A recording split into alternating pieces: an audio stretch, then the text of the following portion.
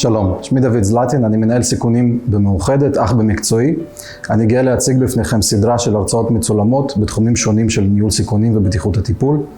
ההרצאות מיועדות לכלל המטפלים בקופה, כלל הרופאים, אחיות, אחים וכלל מקצועות הבריאות. תודתנו המיוחדת נתונה לסוכנות ביטוח מדאנס, שתמיכתה אפשרה לפרויקט הזה להתקיים. ניהול סיכונים, כשאנחנו עוסקים בניהול סיכונים, עושים בעצם גישה ריאקטיבי על מה שקרה. ואנחנו מתבססים בסופו של עניין על הידע. ובאותו רגע שאנחנו יודעים מה שאנחנו צריכים לעשות, אבל לא ביצענו מה שצריכים לעשות, שם אנחנו מנהלים לא נכון את הסיכון. כשאנחנו מדברים על בטיחות הטיפול, אנחנו מדברים על גישה פרואקטיבית, כאשר בגישה פרואקטיבית מה שבעיקר אנחנו עושים זה ללמוד את התהליכים הקיימים בגישה קדימה, בגישה פרואקטיבית. תהליך טיפולי דורש דבקות בטיפול של המטופל, המקבל את ההמלצות המטפל ומיישם אותן. במקרים מסוימים, בשל סיבות ונסיבות שונים, הרצף שבין הגעה למטפל לצורך קבלת טיפול ויישום ההמלצה לטיפול נגדע. לעתים עלולות להיות לכך משמעויות קשות ומסוכנות לבריאות המטופל. התהליך שנבנה בא לתת למטפל כלים להגברת מודעות המטופל להשלכות של היעדר הטיפול, ומכאן להעלות את דבקותו בטיפול, ובנוסף להבהיר לכל מעין דבעי שיעיין בתיק שעשה המטפל כל שלאל ידו להסביר ולהבהיר למטופל את חשיבות הטיפול ואת הסכנות מהיעדר הדבקות. אם שמגיעה עם 4 ילדים לקבל חיסון נגד שפעת, כולם נכנסים יחד לאחות, האחות מחסנת את הילדים ואחר כך הולכת לתעד בתיק. תיעוד של ילד אחד נעשה בתיק של אחר, בדומה למה שדיברנו קודם. זאת טעות בזיהוי מטופל. איך זה נעשה בפועל? מגיעה האמא, נתנה לאחות את 4 הכרטיסים. כדי כאילו לייעל את החיסונים, האחות נותנת את החיסונים אחד אחרי השני, ורק אחרי זה פותחת את התיקים. כמובן שזה בניגוד לנוהל, ואסור לעשות את זה. חשוב לדעת, ככל שיותר עמוס, ככל שיותר קשה, ככל שיותר ממהרים, צריך להיצמד לנהלים. ולאורך זמן.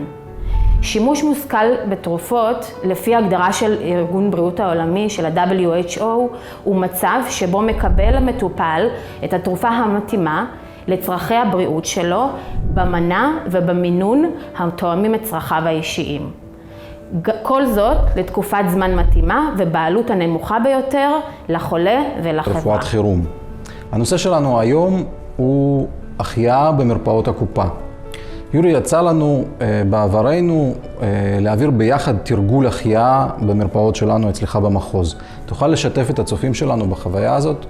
בהחלט, שלום לכולם. כמו שדוד ציין, עשינו לא מעט סימולציות החייאה במרפאה.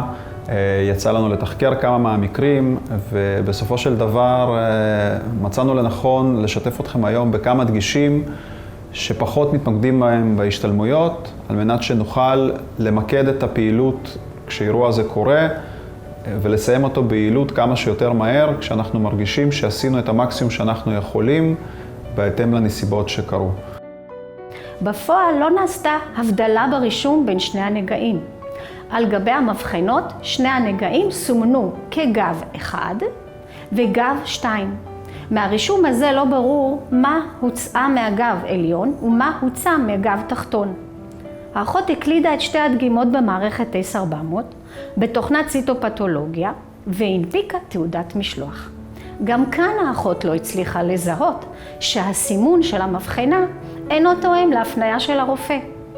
הרופא לא הפנה את תשומת ליבה של האחות לסימון המבחנות, הדגימות הגיעו למעבדה. מהי ההסכמה הדרושה לטיפול רפואי?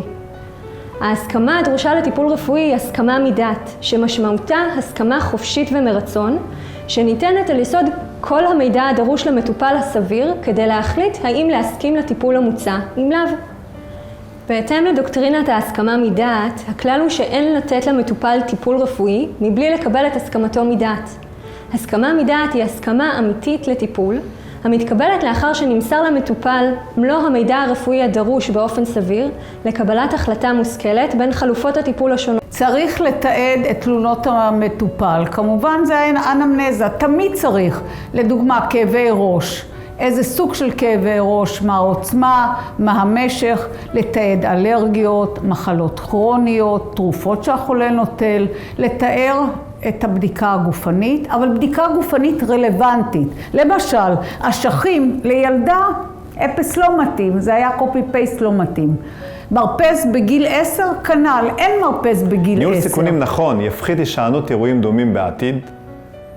הפחתת בדקירות בקרב אנשי צוות תביא לירידה בתחלואה ממחלות כגון הפטיטיס B, הפטיטיס C ו-HIV. ירידה בעלות בדיקות המעבדה הנערכות בעקבות דקירות וירידת שיעור תביעות משפטיות יהווה חיסכון כלכלי לקופה. כל המידע שהועבר לכם בסרטון זה נמצא בנוהל מאוחדת, טיפול בחשיפה לדם ו/או נוזלי גוף. איציק ואני מודים לכם על ההקשבה ומאחלים לכם המשך עבודה מהנה, פוריה והכי חשוב, בטוחה.